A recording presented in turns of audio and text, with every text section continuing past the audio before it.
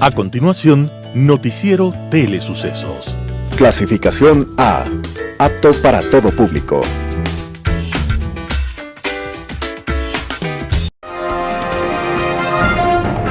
En sucesos, un día como hoy. Una noche, en su laboratorio de la Universidad de Würzburg, el profesor Wilhelm Conrad von Röntgen estaba realizando experimentos. Como casi siempre se encontraba a solas, el profesor Röntgen era un personaje callado al que le gustaba pasar inadvertido. Esa noche investigaba algo con un tubo de rayos catódicos cuando descubrió un efecto misterioso, algo así como un fantasma que se proyectaba en una pantalla. Röntgen descubrió que si interponía su mano entre el tubo y la pantalla, podía ver proyectados sus propios huesos. Asustado y feliz a la vez, Röntgen supo que estaba al frente de un gran descubrimiento, de unos rayos invisibles que podían traspasar los cuerpos y descubrir su interior. Estaba tan emocionado que no supo cómo llamarlos. Entonces, mientras ideaba un nombre, los llamó Rayos X. Y al final, así se llamaron para siempre.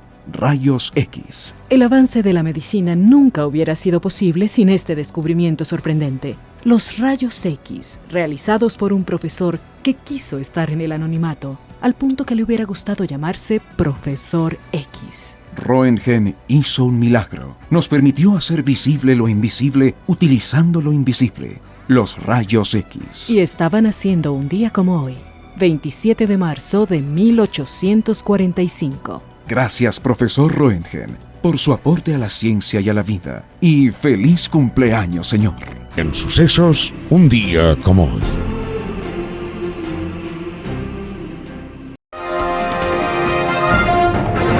¿Qué tal, amigos? Bienvenidos a la presente edición de este jueves 26 de marzo del 2026 del noticiero Telesucesos, el cual ustedes lo ven y lo escuchan desde cualquier parte del mundo a través de la señal 100% digital de www.telesucesos.net, en Facebook como Telesucesos Quito y en YouTube Telesucesos HD.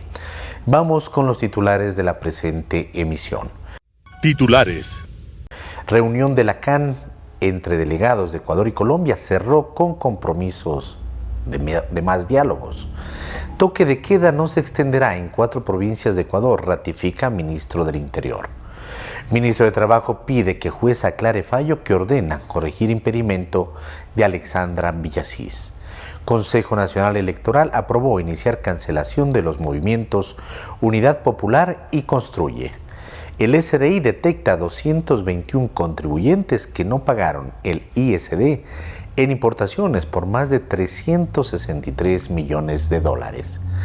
Feria del Libro 2026 se cancela. Reforma al COTAD impide su realización pese a presupuesto aprobado. El editorial será de Roberto Aguilar, El último resto de ética pública. Tendremos entrevistas con Arduino Tomás, investigador en La Fuente, periodismo de investigación. ¿Voto narco en el 2023? Francisco Santos, ex vicepresidente de Colombia, habla sobre el conflicto entre los gobiernos de Ecuador y Colombia. Vamos con el desarrollo de la información. Un noticiero pensado para usted porque se lo merece. Nos acercamos a la realidad desde diferentes perspectivas. Noticiero Telesucesos.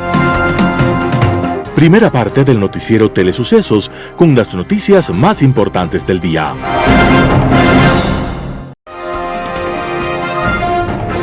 Reunión de la CAN entre delegados de Ecuador y Colombia cerró con compromisos de más diálogos. Las delegaciones diplomáticas de Ecuador y Colombia tuvieron un primer encuentro con el objetivo de llegar a entendimientos que resuelvan las discrepancias en seguridad y comercio. El diálogo se desarrolló de manera virtual la tarde del miércoles 25 de marzo. Estuvo liderado por los viceministros de Relaciones Exteriores Juana Castros de Colombia y Alejandro Dávalos de Ecuador y contó con la participación del secretario general de la Comunidad Andina CAN, Gonzalo Gutiérrez. Se abordaron temas relativos a la relación bilateral en materia de seguridad y control fronterizo, comercio, transporte, energía y cooperación judicial. Se informó en un comunicado conjunto de las cancillerías de los dos países y la CAN. Según esto, las delegaciones coincidieron en la necesidad de mantener los acercamientos con un alto nivel de compromiso por parte de los dos estados.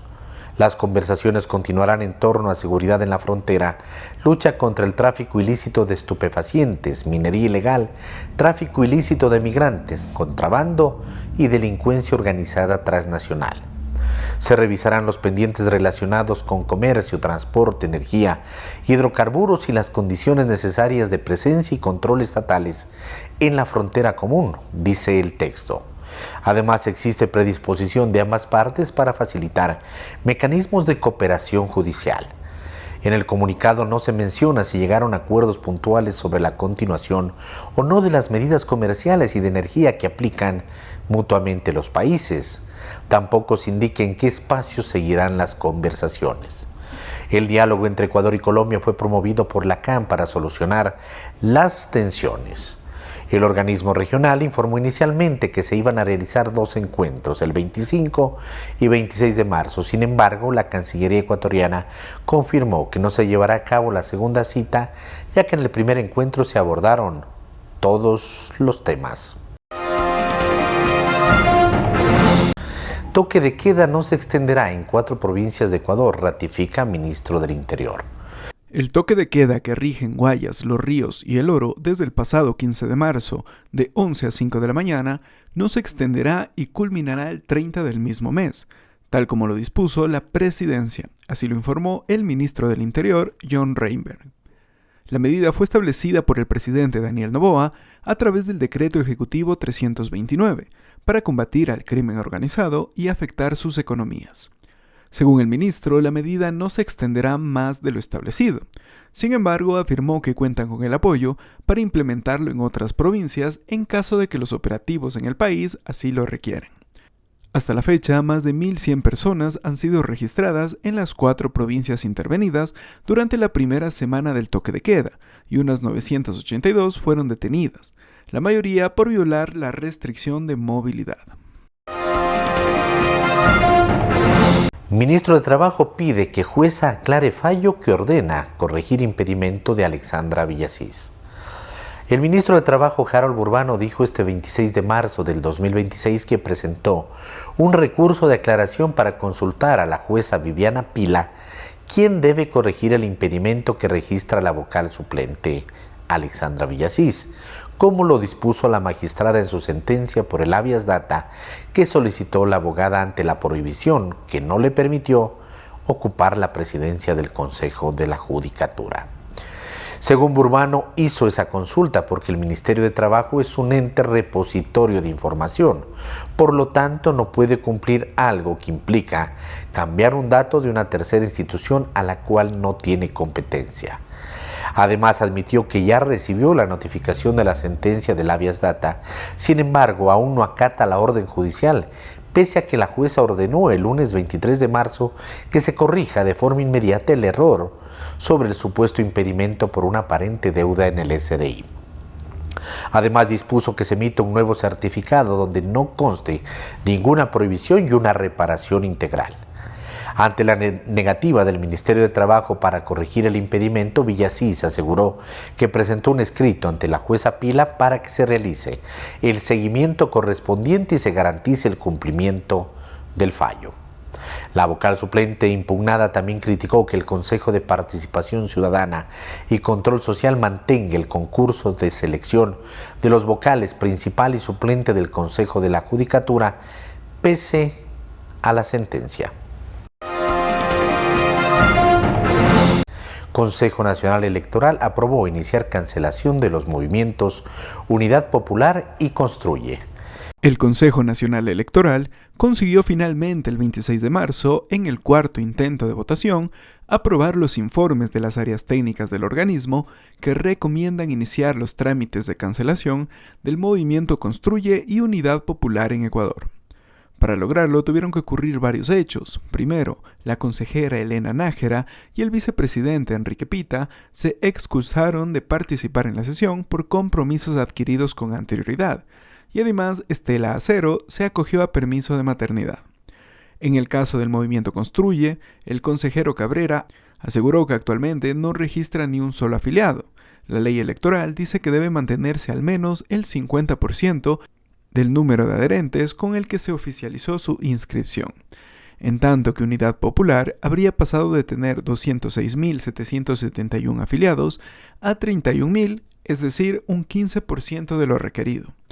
Tanto Unidad Popular como Construye cuentan con 10 días a partir de la notificación para presentar pruebas de descargo e intentar evadir la desaparición, a puertas de las elecciones seccionales de febrero del 2027.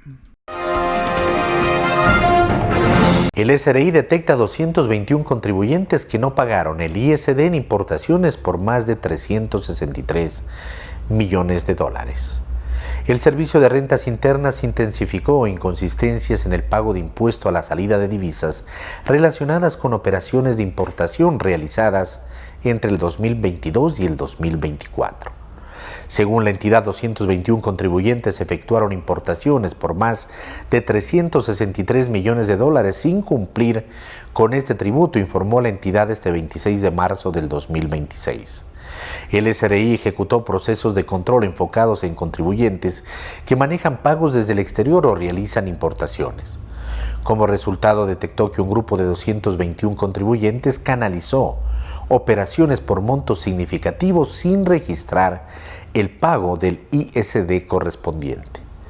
De acuerdo con la información oficial, estas transacciones superan los 363 millones de dólares.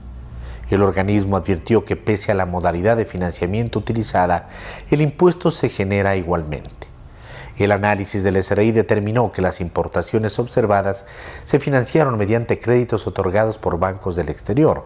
Sin embargo, la institución recalcó que este mecanismo no exime del pago del ISD. La normativa vigente establece que todo pago realizado desde el exterior por concepto de importaciones genera este impuesto sin importar si los recursos provienen de fondos propios o de financiamiento internacional. Ante estos hallazgos, el SRI instó a los contribuyentes involucrados y a quienes se encuentran en situaciones similares a regularizar su situación tributaria. Esto implica cumplir con el pago del ISD, incluyendo los intereses y multas que correspondan. La entidad también advirtió que en caso de incumplimiento pueden iniciar procesos de determinación tributaria, lo que podría derivar en sanciones adicionales. Feria del Libro 2026 se cancela.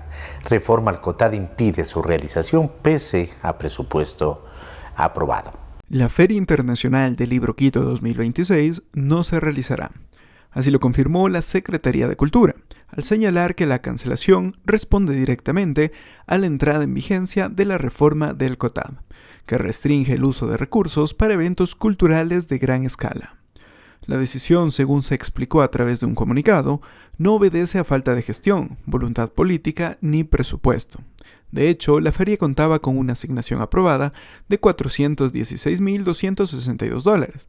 Sin embargo, la normativa vigente desde el 23 de febrero del 2026 redefine los criterios de inversión prioritarias para los gobiernos autónomos descentralizados y limita el financiamiento de actividades clasificadas como espectáculos culturales o sociales. A este escenario se suma la eliminación del régimen especial para obras artísticas y literarias, lo que reduce aún más las condiciones legales para la contratación de servicios creativos. Frente a este panorama, el comunicado plantea la necesidad de que la Corte Constitucional revise la normativa vigente. El municipio de Quito inició la entrega de 27,000 carnets a alumnos de las unidades educativas municipales, una herramienta que permite el acceso a servicios, cultura y movilidad. El carnet permitirá a los estudiantes ingresar a museos y bibliotecas municipales sin costo, así como acceder a tarifas preferenciales en el metro, trolebús y ecovía. Veamos el reportaje respecto de este tema preparado por nuestra compañera Shirley Saltos. Buenas noticias para la gente de la ciudad más linda del mundo. 27,000 estudiantes de 20 planteles educativos municipales, además de quienes son parte del programa Quito Vuelve al Aula, han recibido el carnet que les otorga múltiples beneficios. El carnet estudiantil es un paso significativo hacia una educación más conectada con la ciudad y con mayores oportunidades de desarrollo para miles de estudiantes. Este documento ampliará el acceso a bibliotecas, museos, servicios de salud, movilidad y programas formativos fuera del aula. ¿Cuáles son los beneficios del carnet? Permitirá a los estudiantes ingresar a museos y bibliotecas municipales sin costo, así como acceder a tarifas preferenciales en el metro, trolebús y ecovía. Acceso preferencial a las unidades metropolitanas de salud, fortaleciendo una atención integral que articula educación, bienestar y desarrollo personal. Por primera vez en la historia, estudiantes de mayores de 18 años cuentan con dicha preferencia. Pero esta vez, más que expresar mi agradecimiento al señor alcalde, quiero decir que este carnet no es solo una identificación. Este carnet nos va a servir para diversas cosas.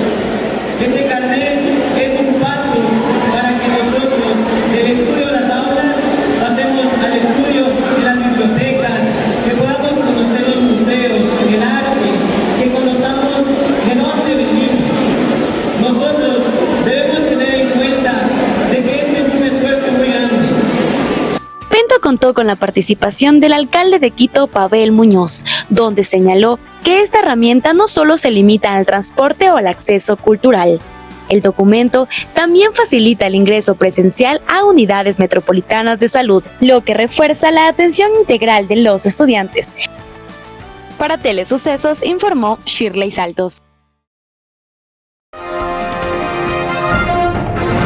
En Radio Sucesos estuvo Arduino Tomás y él es investigador en La Fuente, periodismo de investigación. Habla, ¿hubo un voto narco en el 2023? Escuchemos lo que opina. Para empezar, yo creo que hay un dato que es relevante. Ese dato es cuál es el abogado que tiene Negro Willy. El abogado de Negro Willy es un señor que se llama Gonzalo Boye. Él obtuvo su título de Derecho mientras estaba en prisión. El motivo por el cual estaba en prisión era porque él había colaborado con el grupo terrorista español ETA en el secuestro de un empresario. Fue condenado en 1996 a 14 años de cárcel. Este abogado representa a dos criminales ecuatorianos, alias Negro Willy, líder de los Tiguerones, y alias Pipo, líder de los Lobos. Sobre ambos, tanto sobre Negro Willy y sobre alias Pipo, pesan órdenes de extradición. Ahí hay un primer elemento de suspicacia. Si yo tengo dos defendidos con mi antecedente como abogado que fue condenado por el secuestro de un empresario en colaboración con el grupo terrorista ETA, yo quiero evitar la extradición de mis defendidos. Una estrategia que yo puedo diseñar es precisamente atacar a la máxima investidura en un sistema presidencial, que es el presidente de la República. ¿Por qué motivo? Porque para que se dé la extradición, el país solicitante de la extradición tiene que dar las garantías necesarias para que se proteja, por ejemplo, la vida de la persona a ser extraditada. Ese es un primer elemento de suspicacia. Lo que hace interesante la declaración de Negro Willy, de que existió una movilización, por ejemplo, de la banda que él lidera, los Tiguerones, movilización de votos a favor del candidato Noboa, se entiende que fue en el 2023, porque después él dice que Noboa se les voltea, se quiebra el pacto y los persigue. Lo particular de la declaración de Negro Willy es que es posible llevarlo a los datos. Entonces, por ejemplo, supongamos que lo que dice Negro Willy es cierto. Existió en el 2023 una movilización a favor del candidato Noboa. Entonces, lo que tuvo que haber pasado fue que y aquí es otra cuestión metodológica que es interesante. Podemos comparar la segunda vuelta del 2023 con la segunda vuelta del 2025, porque y esta comparación es particularmente posible porque la oferta electoral no varía. Tenemos a los mismos candidatos, Daniel Noboa y Luisa González, compitiendo en ambas segundas vueltas electorales. Si es que lo que dice Negro Willy es cierto, entonces nosotros deberíamos esperar que Noboa en el 2023 haya tenido en el bastión de los Tiguerones, Esmeraldas, por ejemplo, un desempeño electoral inusualmente alto. Para citar a Negro Willy, él dice: solo con pasar la voz de que los Tiguerones estábamos con el candidato, todo el mundo le votó a Noboa. Si es que nosotros vamos a los datos, a nivel nacional, en la segunda vuelta del 2023 a la segunda vuelta del 2025, la votación por Noboa aumenta aproximadamente 3.8 puntos porcentuales. Ese es el promedio nacional. Si es que vamos a Esmeraldas, del bastión de los Tiguerones, el rendimiento de Noboa crece 10.1 puntos porcentuales, más del doble encima del promedio nacional.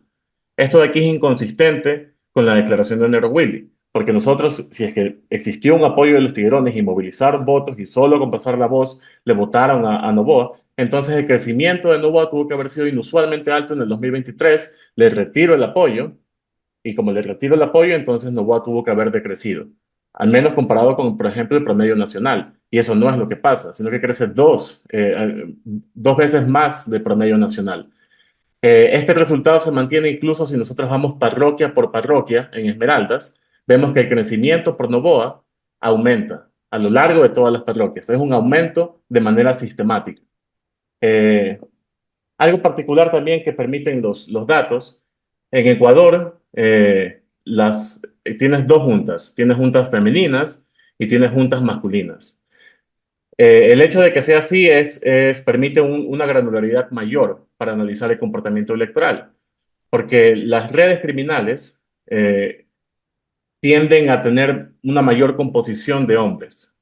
Entonces, si existió un tipo de movilización coercitiva, nosotros esperaríamos que las juntas masculinas y las juntas femeninas se comporten de manera distinta de haber existido un pacto. Pero lo que vemos es que las juntas masculinas y las juntas femeninas, parroquia por parroquia, en el Bastión de los Tiguerones como Esmeraldas, crecen. No hay ninguna diferencia entre juntas masculinas y juntas femeninas. Qué interesante verlo, claro, comparando, ya cruzando con la data, ya el discurso cambia, ¿no? Estamos conversando con Arduino Tomás, investigador en La Fuente Periodismo de Investigación. Hablamos sobre estas declaraciones que dio Negro Willy en esta entrevista tan polémica a diario El Mundo de España, y en la que él mencionaba que, bueno, gracias a él y a sus gestiones, todos le votaron a Noboa en 2023, en la segunda vuelta. Cruzando con la data, vemos que esto, bueno, este discurso se cae, no se desmiente. Y podemos ir incluso un poquito más allá. Por ejemplo, si es que analizamos, Negro Willy es una persona que trabajó como guía penitenciario, a partir de ahí construyó sus redes criminales, y uno de los bastiones, por ejemplo, de Negro Willy en Guayaquil es Sociovivienda. Si que nosotros vemos los datos de Sociovivienda y asumimos que la declaración de Negro Willy es cierta, bueno, entonces quedan muchas más dudas. En el caso de Sociovivienda, en la segunda vuelta del 2023, Luisa González gana con el 74% de los votos. Entonces, la primera pregunta es, si existió movilización de los tiguerones, tuvo que haber existido una movilización en el caso específico de Sociovivienda, que es como un caso micro, es un barrio particular de Guayaquil, bajo control directo de Negro Willy. ¿Por qué entonces Luisa González le da 3-1 a Noboa? Ahora, de la segunda vuelta del 2023 a la segunda vuelta del 2025 en Sociovivienda, Noboa crece.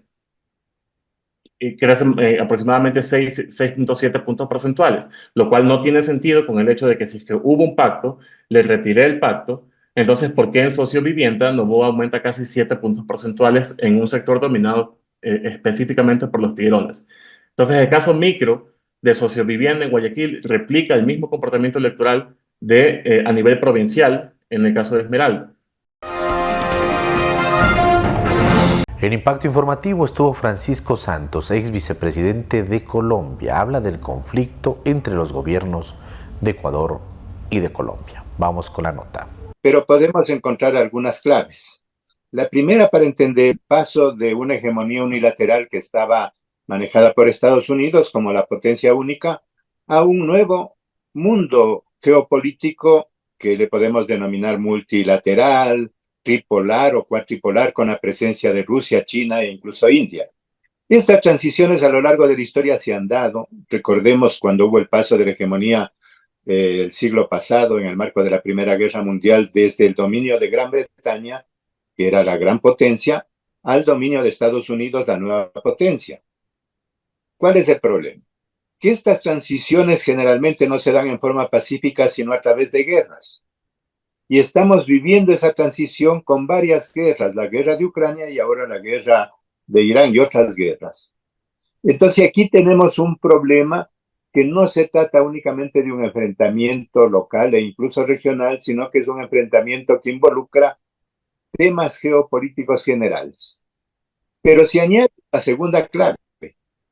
En el caso de Irán, de este enfrentamiento con Estados Unidos y con Israel, hay un tema que le llamaríamos civilizatorio. se enfrentan dos visiones del mundo que hay que tomar en cuenta.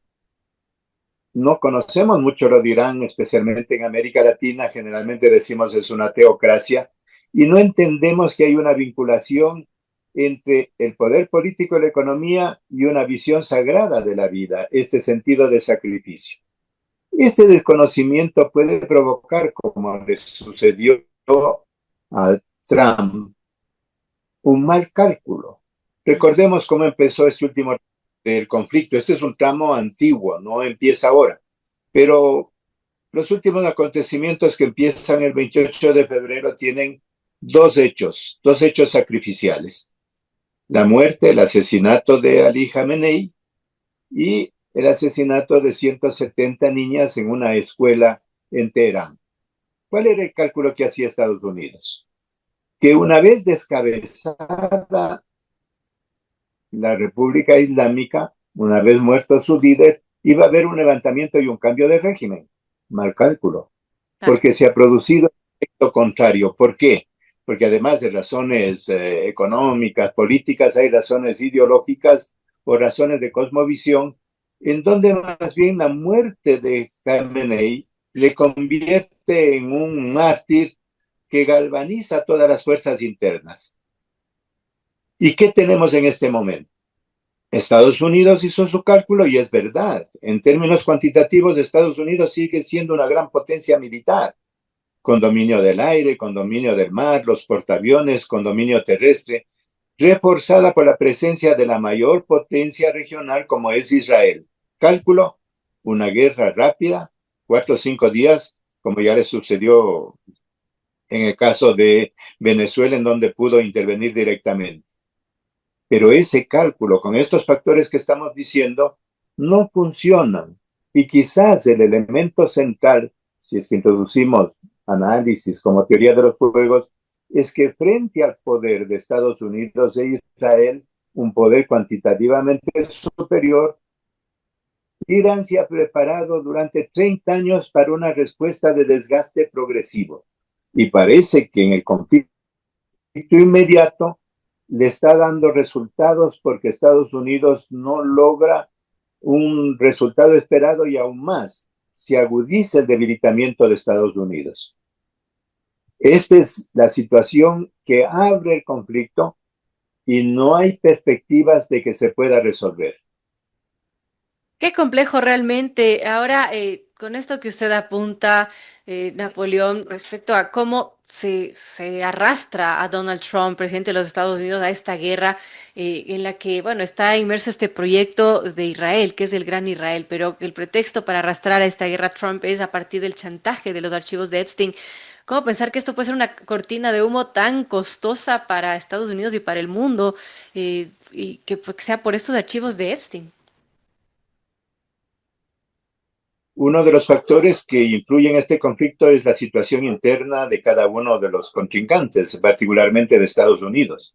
Estados Unidos está viviendo una especie de guerra civil armada. Está viviendo un problema en donde Trump va perdiendo espacio, la credibilidad de Trump estaría en el 36%, entonces necesita permanentemente tener conflictos, lanzar el conflicto hacia afuera para reunir, para congregar las fuerzas en torno a su postura. Por eso es que vive de conflicto tras conflicto. Pero en este caso particular, recordemos que Netanyahu hace varios viajes a finales del año pasado, precisamente sobre el tema de Irán. ¿Por qué? Porque Irán estaba negociando, había un proceso de negociación sobre los temas que se vuelven a plantear, particularmente el tema de la energía nuclear y la creación de una bomba nuclear. Todo eso se estaba negociando. Pero en diciembre ya se tenía decidido en el acuerdo entre Trump y Netanyahu a través de que todos los datos van a entender que hay un chantaje. Ahora ya es un dato comprobado geopolíticamente de que el de Epstein no es únicamente un caso de violación de menores, un caso muy grave en términos éticos, en términos de violencia sexual, sino que es un caso sobre todo de espionaje y de control de poderes.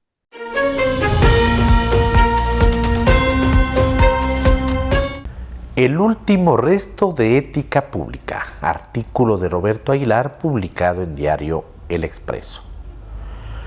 ¿Cómo se reconstruye la fe pública después de lo que el gobierno a través de sus operadores judiciales y políticos ha hecho y sigue haciendo con Alexandra Villasís para impedir que asuma la presidencia del Consejo de la Judicatura que legítimamente le corresponde?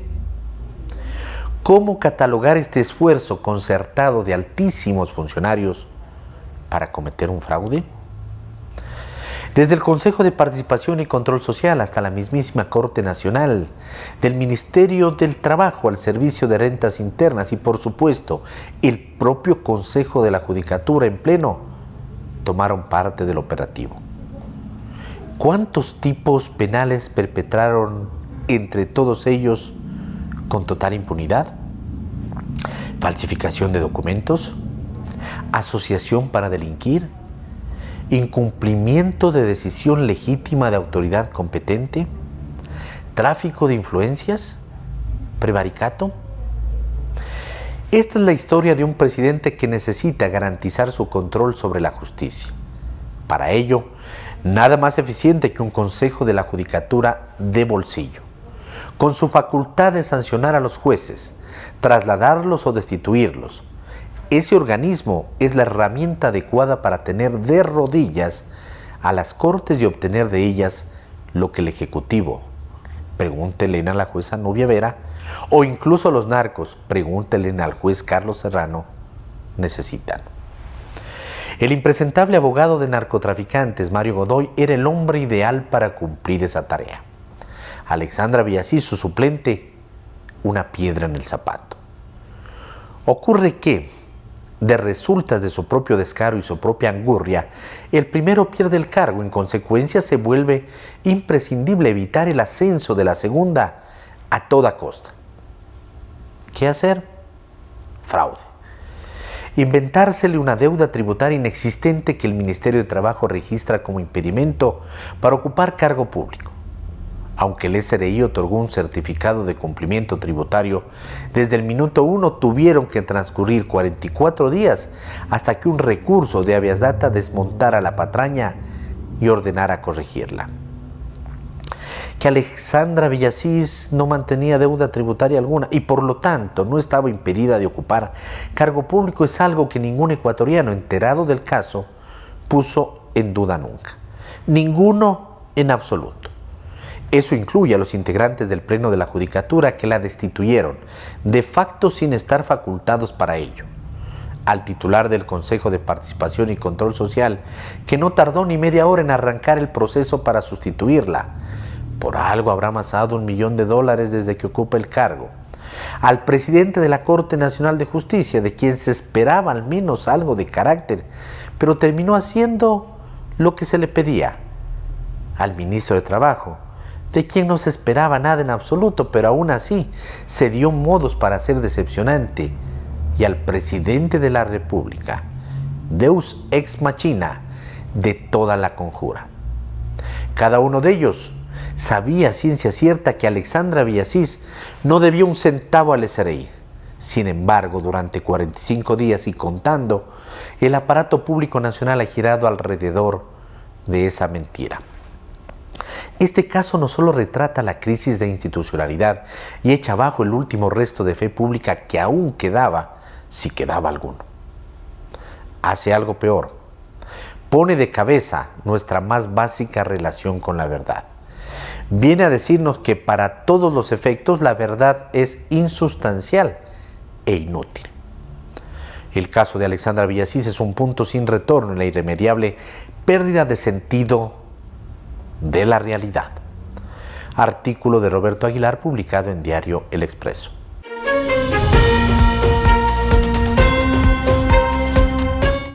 Alemania descarta una acción militar hasta que se alcance un alto el fuego para la guerra en Irán. Durante su visita a Australia, el ministro de Defensa alemán Boris Pistorius ha descartado cualquier participación militar en la guerra de Irán, pero sugirió que Alemania podría ayudar a asegurar el estrecho de Hormuz una vez que cesen las hostilidades. En declaraciones realizadas el jueves en Canberra, Pistorius tachó la guerra en Irán de catástrofe económica y subrayó la necesidad urgente de un alto el fuego. La visita de Pistorius a Australia estrecha nuevos lazos de defensa entre Berlín y Canberra. Ambos países han acordado simplificar el despliegue de tropas y colaborar en un nuevo sistema de alerta temprana espacial diseñado para detectar amenazas a las redes mundiales de satélites por parte de potencias como Rusia y China. Australia también tiene previsto integrar misiles de fabricación alemana, ya que los recursos militares mundiales se ven mermados por los conflictos en curso en Ucrania y Oriente Medio. Alemania sigue aumentando su presencia militar en la región del Indo-Pacífico como parte de una estrategia para diversificar las alianzas de seguridad.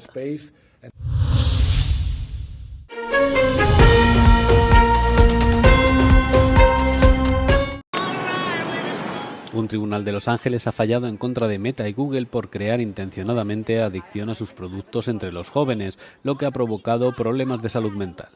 La demanda fue presentada por una mujer que ahora tiene 20 años, quien afirmó que su uso de las redes sociales le provocó pensamientos suicidas. Muchas víctimas se suicidaron. This was a conscious decision that they made. It was not an accident. And parents are not to blame. That's for sure. They knew the harm, right? They knew the damage. They assessed the risk and they moved forward anyway. El jurado impuso una multa de $3 millones a las empresas en esta demanda histórica, a la que podrían seguir numerosos casos similares. Un día antes, en otra demanda, Meta fue multada con $375 millones por poner en peligro a menores. Un portavoz de Meta declaró que no están de acuerdo con la sentencia y que presentarán un recurso de apelación.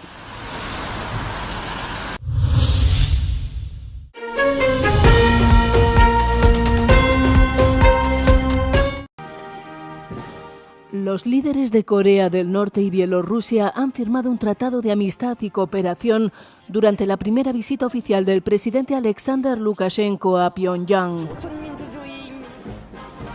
Kim Jong-un ofreció una demostración de músculo militar a su homólogo bielorruso. Ambos acordaron cooperar en diversos ámbitos, desde la agricultura hasta las tecnologías de la información. Bielorrusia y Corea del Norte son países totalitarios sujetos a sanciones occidentales. Ambas naciones están acusadas de graves violaciones de los derechos humanos y apoyan la guerra de Rusia contra Ucrania. Como parte de la ceremonia oficial, Lukashenko visitó el monumento a la liberación dedicado a los soldados soviéticos y depositó flores a petición del presidente ruso Vladimir Putin como muestra de gratitud por la ayuda a Rusia en la guerra de Ucrania. Según los analistas, el objetivo de la visita es mostrar solidaridad entre países opuestos a la hegemonía occidental. Ambos líderes han acusado en declaraciones oficiales a los países occidentales de violar sus derechos y han denunciado presiones internacionales.